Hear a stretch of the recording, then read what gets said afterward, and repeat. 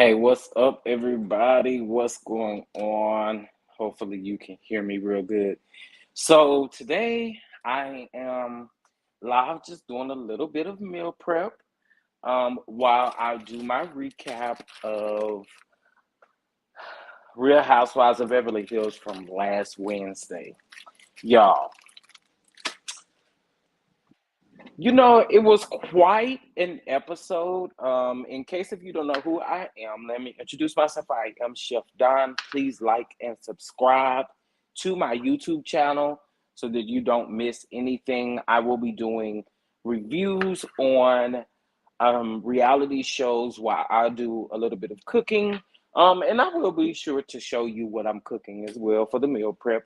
Um, but I'll be doing a little bit of cooking and just a little bit of clowning as far as the reality TV world works. I did my recap to Real Housewives of Atlanta that premiered yesterday, Sunday, May the 15th. So please check that video out, like, subscribe, and comment. Please, please, please. I do want to get my subscriber base up while I do this. And I also want to work with other content creators who are about business and who just want to have fun, want to collab, and do a couple of things. I am here in Dallas, Texas. So if you'd like to book me for anything that I have going on, you're more than welcome to do so. And I will be able to link all of my contact information in the description of this actual video. So let's get right on into the episode. So if you can recall, the episode started off with Dorit's home robbery. And then we pin back to a couple of days before that robbery where she had a conversation with Garcelle, and the children, her and the children were outside, uh, and she had a conversation with Garcelle after coming back in to the States, right? So PK, we learned that PK actually stayed over for an extra 2 days. Now, I'll get into my thoughts on PK and that whole situation here shortly, okay? So right now, so y'all will know what I'm doing. I actually just have some carrots here that I am roasting. And like I said, I am doing a meal prep for a client here. But basically, that's how the episode starts, right? Now um, we also get a Stella Award performance from Kyle, right? Kyle is sitting at the window, sobbing and weeping about Dorit's home robbery, and Sutton comes over there, and Sutton is like, she had found some cookies in her car, and oh, you're gonna make me cry. I've been crying all day. And she tells Kyle that she's also been putting out fires all day, right? And she's upset because her contractor can't get over here because he's stuck in customs at the airport. They're having to wait for immigration and all this kind of stuff, right? So we go on with the episode, and I'm gonna tell you something. I feel like Sutton knows something that we don't quite know as viewers, and I'm not quite saying that Dorit is lying, but something is not adding up, right? And I kind of think Sutton believes that. Sutton knows that something is going on, right? She knows that something is up. So, um, Kyle in her confessional is like, girl, did you just hear what I told you? Do you know the magnitude of what took place? Our friend did get robbed at gunpoint. Her and her kids were at harm, and you're over here worried about some contractors. And so suddenly, like, well, that's important to me. It's important to my business that I get this taken care of. So we run into that scene, y'all. That scene gave me life, okay? But then we also pin over to Lisa Rinna having a conversation with Erica Jane about what Sutton had to say on Watch What Happens Live about the Elton John tickets, right? And so she basically says that she was watching and she thought Sutton looked great. And then all of a sudden she hears what Sutton has to say about the tickets, saying that she didn't say thank you. Now, guys, you have to remember that last season, that when she was on Watch What Happens Live, she was honestly, in my personal thoughts, I think she was taking up for Garcelle, right? She was taking up for Garcelle at the moment because of Lisa Rinna saying that Garcelle did not appreciate the sauce, the special sauce that Harry Hamlin had made for Garcelle's birthday, right? So for me, I just think that Lisa Rinna is stretching for a storyline. I really don't even think that this is all that serious or important. However, we're gonna see how it plays out. You know, I'm I'm sort of here for it.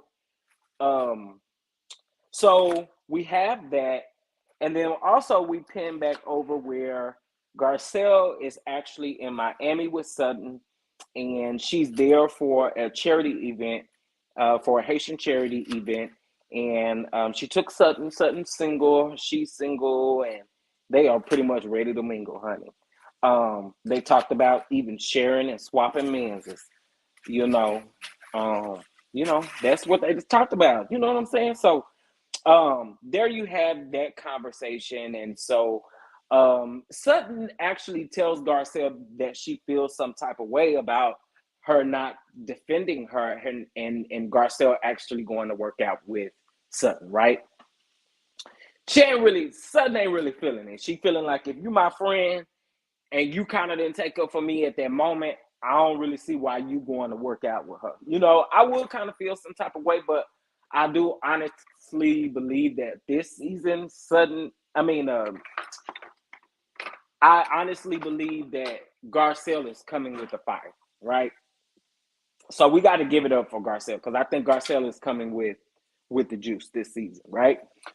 So after that, we do get the pin over um, to Garcelle. And let me say this, I am going to kind of jump over the episode because I do want to address Dorit's home robbery all at one time, right? I know it wasn't all one scene, but I do want to address it all at one time. But anyway, we get over to um, Garcelle and Erica working out. And Erica pretty much says that, well, Garcelle asked Erica if she was going to apologize to Sutton. And Erica's like, for what? And so she's like, you threatened her. And she said, what exactly did I say? And she told her, well, you said you were going to come for her. And Erica's pretty much, to me, acting as if the victims don't even matter, because in this particular situation, for you to pretend as if Sutton came up with this stuff out of her tail is beyond me, right? I just don't seem to understand. I know, I get it. It's a reality show. You got to have some type of story. So I understand that perspective, but I do not understand why this is going to continue to be a storyline over the season. So pretty much we get, Garcelle telling Erica, she probably should apologize. It would be the best thing to do, the human right thing to do. And she probably can't expect an apology because Erica says that all of these claims have been disproven. All right. So there we have that. After that, let's go ahead and address their burglary. And then I'll address how I feel about the burglary, because I honestly, truly believe, and this is my theory on this, I honestly believe PK was in on this, and I honestly believe Darie had no idea. Because you guys have to admit something. If my wife was robbed, number one, I'm not leaving my kids with just any stranger. And not to say that who they left them with were strangers to the kids, but what I am saying by that is, if something so traumatic happened, I would be embracing my children, right? I wouldn't be worried about my friends. I wouldn't be worried about what they got going on, because it really ain't none of my concern, right? Although I do still feel as though you will have to address it with your friends at some point. But right now, give me the grace to deal with this in my own timing right now. I wouldn't be filming. I'm sorry. I get you got a job to do, but I wouldn't be filming. So anyway, Dorit is telling the story. And I want you guys to go back and watch Erica Jane's face while Dorit is telling this story. Um, it's very shocking to me how she's looking and how she's um, just kind of her demeanor, her whole entire demeanor as Dorito tells the story. Yes, I did call her Dorito. As Dorito tells the story. But what I also feel in my spirit and how I would kind of react to that. I mean, we really don't know how we'll react to something like that if it actually really did happen, right? But what I am going to say is if I were PK, Kyle's house would not have been the first place that I would have stopped at. I honestly would have been like, I'm coming to get Dorit, and then we are actually headed back to our children to make sure our children are safe, to make sure our children are just there with us and that they're good, right? That would have been my first instinct. Also, I want you guys to also pay attention to how PK embraced Dorit when he came in. It didn't give me my wife and my children were in harm's way. It just kind of gave me a hug and embrace, like I haven't seen you in a couple of days. But it didn't give me like an emergency just happened, like what's up. It didn't give me that. But here is some squash and zucchini that I am sauteing here. I did not use any salt. I did use this Kingford smokehouse seasoning. I did use a little lemon pepper seasoning, garlic powder, and a few red pepper flakes. Great seasoning for sauteed veggies. Because I mean, your Kingsford, I mean, not your Kingsford, your Grill Mates McCormick seasoning actually has a little bit of salt in it. So that's why I didn't use any salt. And this particular person that I am making this meal prep for is on a no carb diet. So we actually have roasted carrots. We also have, we're going to have fresh green beans, Brussels sprouts, and then we're going to have the squash and zucchini. Um, and then their protein is actually going to be salmon. I'm going to make that salmon in 4 different ways. So let's get back to the episode. So for me, again, I just have that theory that I feel like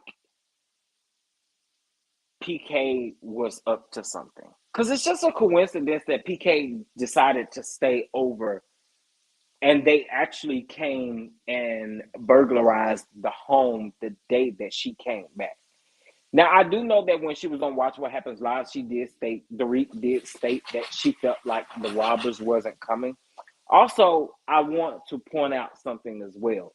It kind of took the police, it took them a while to either call the police or for the police to get there because she said, according to the police report, the robbery happened around 10:50 p.m. She stated that the police didn't arrive um, until 4 a.m. on the show. So, y'all, my question to you is, do you honestly believe that there is a theory behind this whole robbery, or do you honestly believe it actually happened in a sense? Because I keep hearing people say Dorita is not an actor, right? But I don't think you have to necessarily be an actor to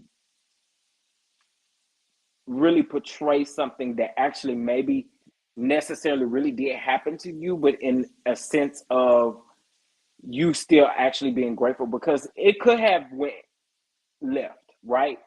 And I honestly really believe PK was probably like, please don't harm my children and please don't harm my wife.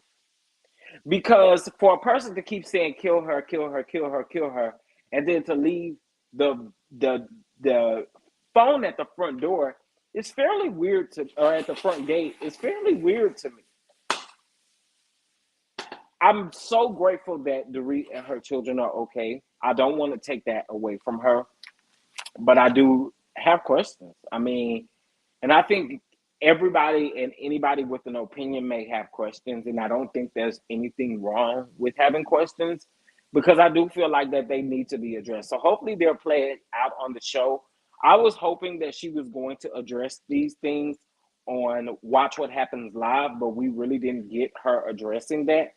So what I will say is that throughout the season, I just really, really hope that we get the truth and that we, if there's anything that is fishy, that is maybe necessarily addressed. I don't know if you guys saw it, and we don't know if these text messages are real, but Dorit did say on Watch What Happens Live,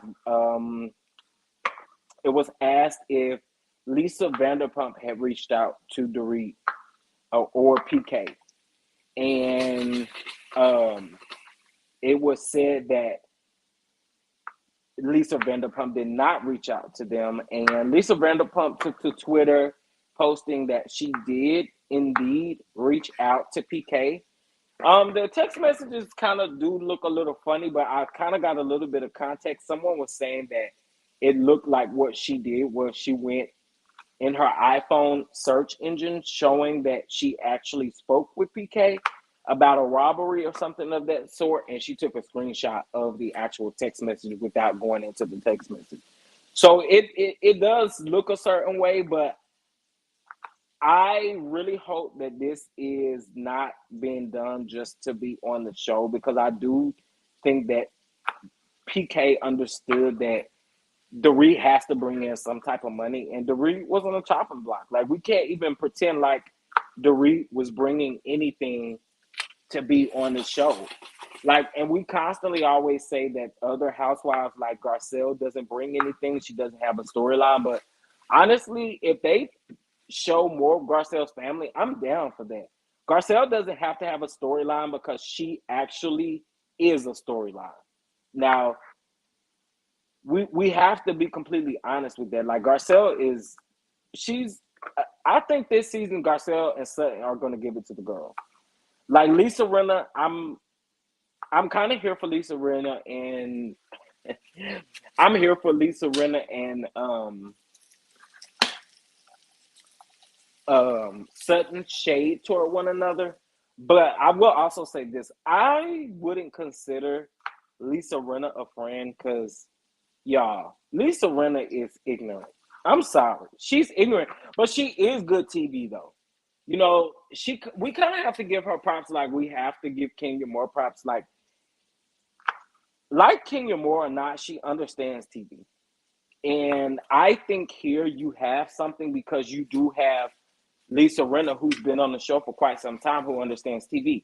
Now, I do have a suggestion, or a comment to make.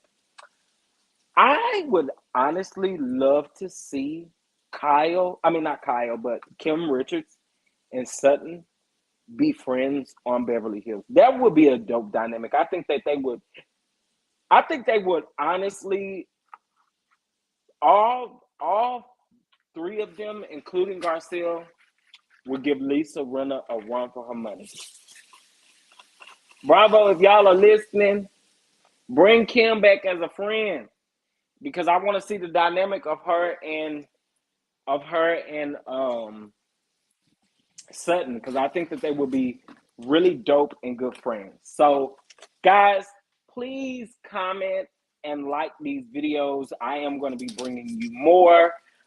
Tomorrow morning, I will be bringing you Basketball Wives. The season premiere is tonight at 8 Eastern, 7 Central Time on VH1. Y'all make sure you catch Basketball Wives. Let's, kind of support them in this first episode. I know I wasn't down for the cast, but it looks like we're going to get Shani in this first episode. The only couple of people who won't be on there is, of course, Tammy, of course, Shawnee is just going to be making cameos.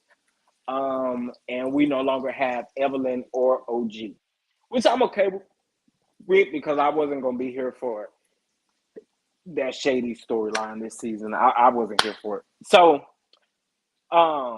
like, subscribe, hit me up on Instagram. I do respond back. Please forgive me if I look a little tired. I did have a hard time sleeping last night, but I did want to bring you guys content and make sure that I stick to my word. Here is those roasted veggies. I don't know if you can really see them. Let me do something because